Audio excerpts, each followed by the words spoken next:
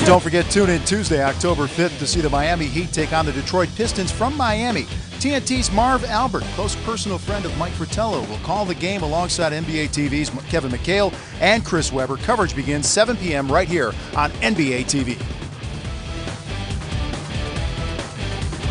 With 6. Not a good matchup right here for the Heat.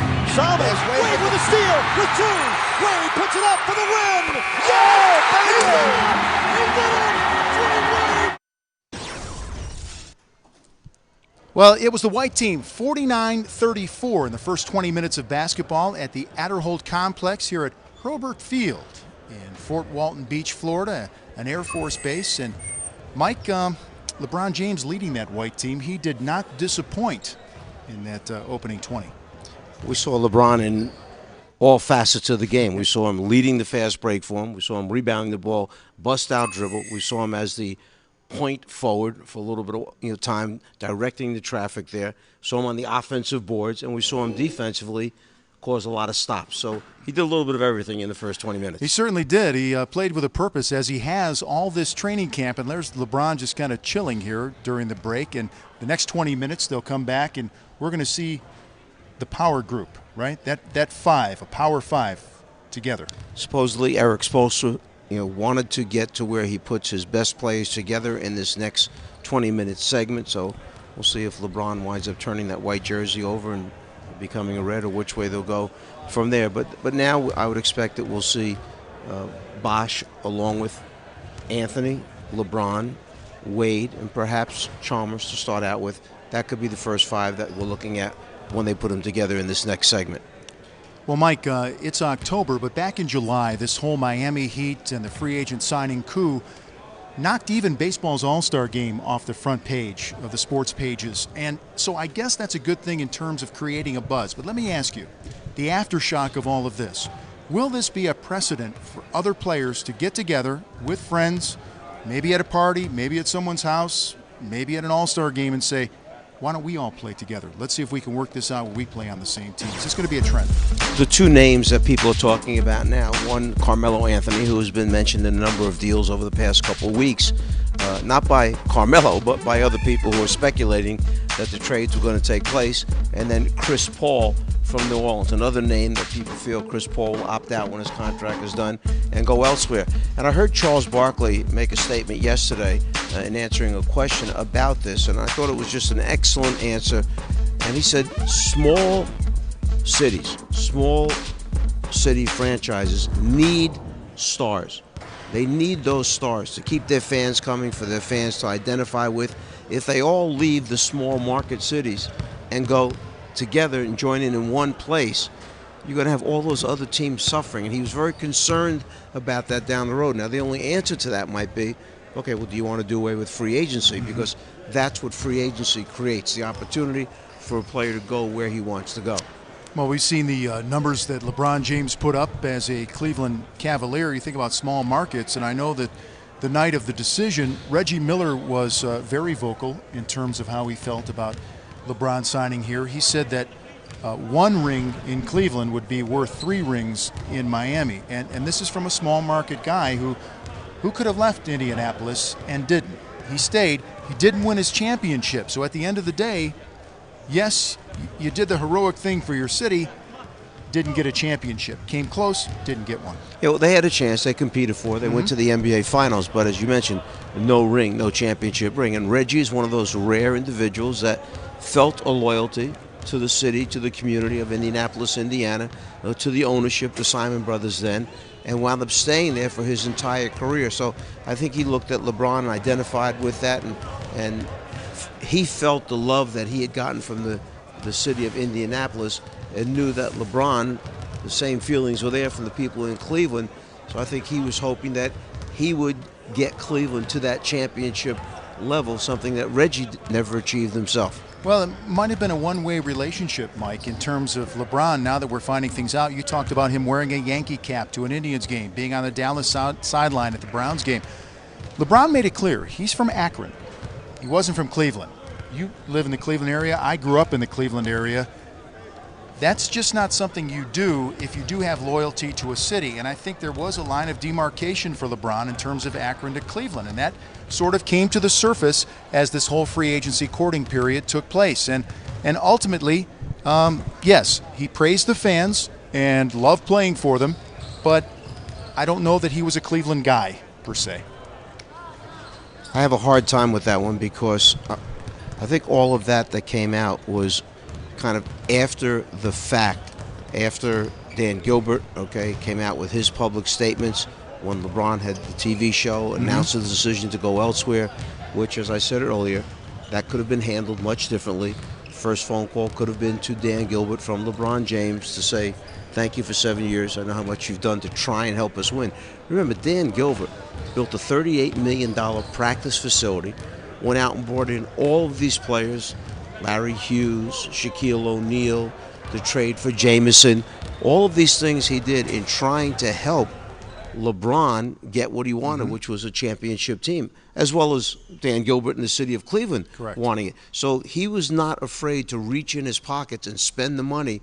You know, decisions were made, and I'm sure LeBron was consulted on a number of those people that they brought in, and he gave the okay on them.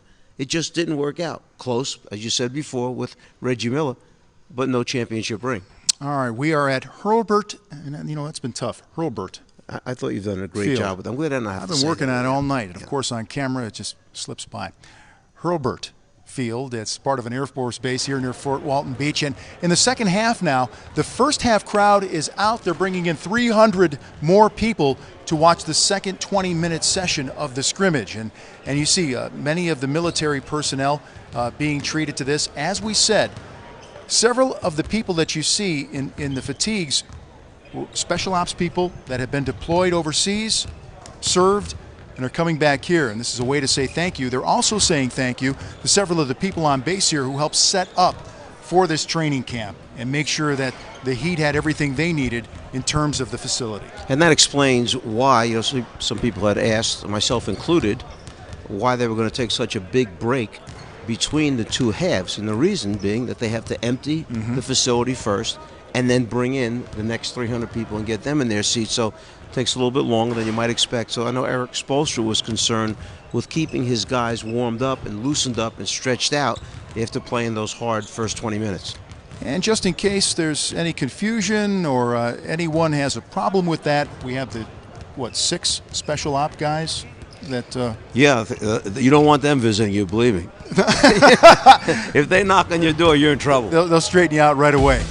All right, we're going to take another break. Real Training Camp will continue with more basketball here from the Florida Panhandle. You see some of the great craft here on the Air Force Base. It's been amazing. What a visit we've had. We'll be right back with more.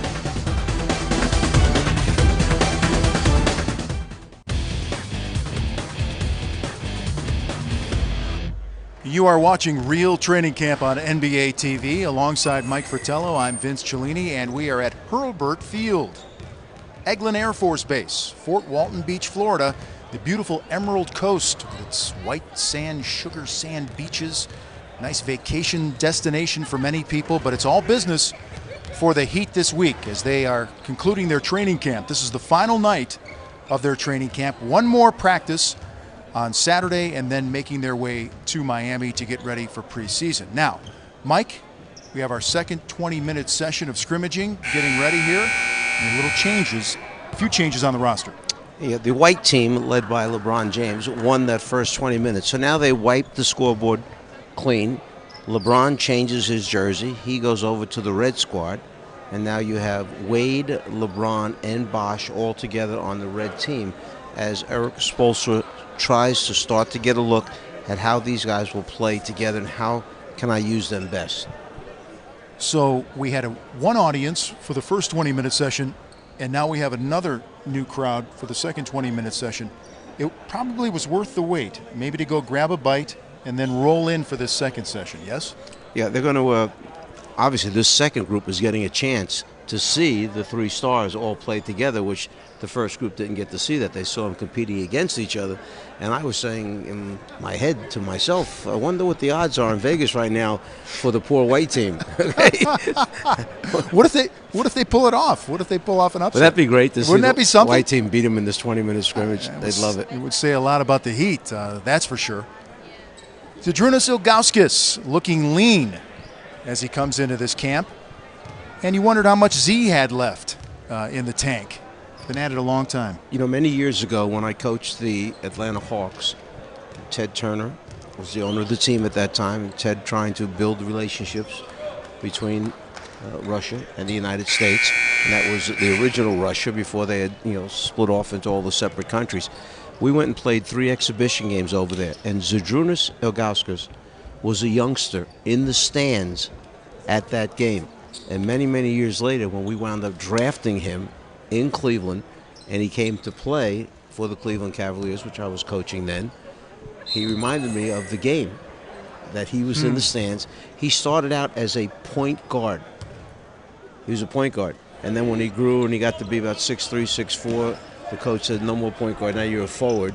And then he kept growing, and he was 6'10", 6'11", and eventually wound up at 7'3". So, pretty interesting story. Absolutely interesting. And at his best and his healthiest, how tough was it to guard Zydrunas Ilgauskas? Well, he added a couple moves at the end of his career that he didn't use early on. That one hand off the dribble sweeping hook he added over the last 3 to 4 seasons. He's always been a very, very good shooter.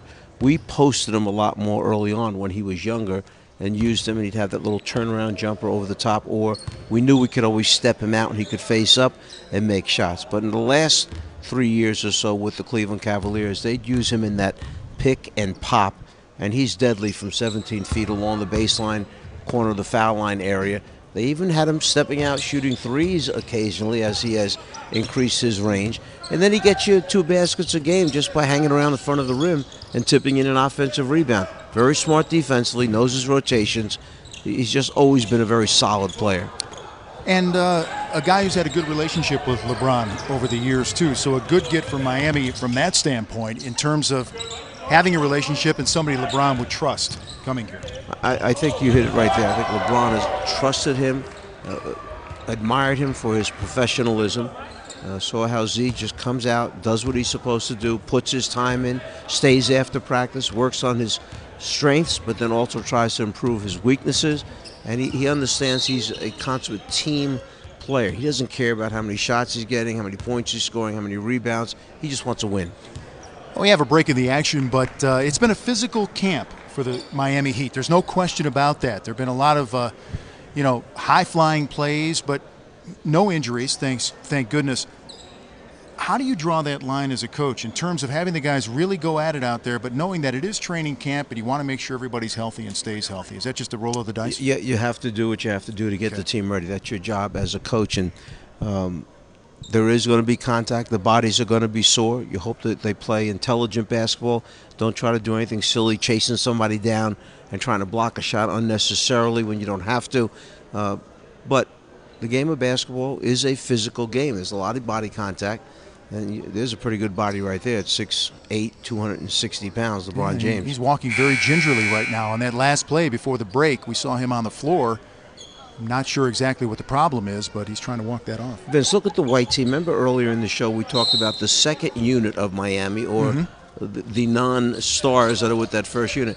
How many of them have been starters in their career? And they see a beautiful bounce pass off after the dribble handoff exchange. You saw a nice little roll to the basket by the big man setting the screen. But you've got guys there that are all. Udonis Haslem has been a starter. Mike Miller's with that second unit right now. Obviously been a starter. Also been the 6th man of the year when he was in Memphis. Arroyo has been a starter in his career. So there's so much depth on this Miami team. And Mike Miller is he's made a pretty good buck. We thought that some of the players who signed along with the big three, better lay out here, lay up. We thought some of those players would come at the absolute minimum, and Miller's done all right for himself coming over. Well, Mike also another one of those guys who probably could have made more money if he went elsewhere, but was willing to take what they were able to give him in his contract, fit in, so that they could sign the three main guys, all of which gave money up themselves. Haslam gave money up that he could have earned. You mentioned he gave up almost $14 million that he could have earned by taking the max on the mid-level exception. So a number of these players have been willing to make the sacrifice to try and win a championship. And Miller is slated to make $5 million this season, so he'll do all right in South Florida. There's good basketball movement there on that play. Well, you saw Miller come off the screen. He's such a threat. They have to step out hard on him. And he's also a very intelligent player. As he came off the screen, he saw the big man step up. He threw the ball right back to his big man for the wide-open baseline jump shot. Over 40% career from behind the arc for Mike Miller. So what a valuable tool to have, and a guy who has taken big shots. As we have a 6-6 game, so a little closer than that first go-around. The white team hanging in there early. Remember what I told you, if the white team upsets them, it's going to be a front page of the newspapers tomorrow. What's wrong with the Heat? What's wrong with the That'll big be three? Their first crossroads. What happened? Yes. What happened? But, you know, in all seriousness, 2 or 3 game losing streak, that's going to be a crisis for the Heat. Really, that will be a time for media examination. Well, it's going to be part of the time that they'll also become better as a team when they go through those tough nights. If they experience a couple of losses back-to-back, that's when you'll see who steps up in the locker room, who's going to step their game up a different level. Maybe you have to go back and emphasize certain things in practice. You know, practice time becomes very important as you get into the season, because people think, you know, when they start October 26th, you know, well, they must be ready to go to start the season. You're not. When you come to that first day of practice, you hope that you have enough in that you can win your share of games. That's why veteran teams who bring back a lot of their same players normally get off to a quick start. They're the teams that you see jump out 10-4 to start the season, 10 wins, 4 losses, because they know from last year they can move at a quicker pace in trying to put their offense and defense back in the second, the third, the fourth year. When you got a bunch of new guys coming together, it may take them longer. We're going to take another look as LeBron shoots his free throw at his work in getting to the free throw line in the low post. And so strong, Mike. Well, this is one of the things that people would say in Cleveland. Why doesn't LeBron post up more? And, you know, LeBron likes to play on the perimeter. He was not a big post-up guy. And I think one of the things that, you know, they will try to take advantage of, 6'8" guy, 260 pounds, there are times that he needs to go down in that low post area, because once he draws a double team, he's such a great passer, he's going to wind up opening up shots for his other teammates. Well, he's bigger than so many power forwards in the league. How about when you play him at the 2-guard spot? Well, how about if you play him at the point guard spot and he starts to post up? Then what? Well, exactly. Now, on the other end, there was a time last year when I believe he was guarding Derrick Rose a little bit in the playoffs and had some trouble on that end defensively. He got caught in some sort of switch, or he was actually on Rose for several possessions. But like you said, on the other side of things, against a point guard, that's a mismatch. Vince, why don't you go ask the guys that were trying to guard Derrick Rose over in Istanbul, Turkey in the World Championships if he's an easy guard, because he was blowing by everybody. So, you know, when you go after Derrick Rose, that's not an easy assignment. LeBron was put on a number of the best players, you know, and did his job, you know, first team all defense, but Rose is a tough guard, I tell you. No, there's no doubt about that. As we're seeing a pretty close game here, a close matchup with this white team, and a turnover. But LeBron stepping a little gingerly early in this session. May have tweaked a foot or a leg, and he's been trying to walk that off ever since. So the assignment goes to Mike Miller, and we mentioned earlier that matchups become the nightmare for opposing coaches, trying to decide who plays Wade, who plays James, and then Bosh, obviously your front line decision right there. There's a little bit of the split action we talked about, the old Sacramento or Houston stuff that Rick Adelman is running. How did you keep guys engaged in practice when you scrimmaged? I mean, how do you keep them going and make it so it's not just work, but it's a competition, it's fun, it's something they get inspired to do every day rather than just show up and go through the motions? Well, you find out that the first thing is if you don't keep score, then why are you playing? Yeah. I mean, you play, okay, because these people are such great competitors. They love to win, and they don't like to lose. So what are the rewards for winning in that drill, in that scrimmage, in that session, whatever it might be? And then how do you reward them? Or for losing, what is the punishment for losing? And just play on their natural competitiveness. We're going to take a look at the replay and see what exactly happened with LeBron James. We said early on he hit the deck, and there it was. Might be an ankle, Mike. He might have tripped over his own. Here he is trying to catch up. Now watch at the end of this, right there, does he trip over his own teammate's ankle as he goes down. And LeBron was on the deck there for a while, went to a timeout, looked to walk it off, and seems to be moving okay right now, but that'll make your heart skip a beat. Well, in Cleveland, they saw that a number of times. LeBron, when he needed a little break on the floor, he'd go down and he'd stay down. What a pass, pitching that thing ahead, knowing exactly where his teammate was running the floor. And that is a long pass as well. That had some mustard on it. Well, when you're that big and that strong, you can throw those bullet passes that long. It's kind of an homage to P.J. Carlissimo. Put some mustard on it. Put some mustard on that pass. And maybe the red team beginning to assert themselves. You see the red team gambling because they have such great anticipation from Wade, from LeBron James. They understand where the next pass, you see the dribble penetration. They're so hard to keep them in front of you off the dribble. But defensively, will Eric Spoelstra let them gamble more because they have those abilities, or will they try and remain more solid and not have easy baskets? The pitch ahead pass by LeBron James gets Anthony an easy score. And you know what? LeBron loves that aspect of the game. He loves being the guy to distribute and get people involved. I think maybe that's why, even at this point, coming here, he may be willing to step back offensively a little bit and get other people involved. He did that in Cleveland, didn't always get the results, but here may be a different story. He enjoys that aspect of the game. He does. See, he was caught in between in Cleveland. That aspect you just mentioned of liking to find open teammates, being unselfish, making great passes, but at the same time, he shared the responsibility of having to get a win for his team, and that fell on his shoulders. He realized that as well. So, then he'd have to wind up taking more shots, perhaps, than he would have liked to have taken, and perhaps that's one of the reasons he decided to make the move and leave Cleveland. We saw Eric Spoelstra with his pen and pad earlier making his notes in this game. When you take those notes as a coach, is it little things? Is it just subtle things for the most part that you're writing down?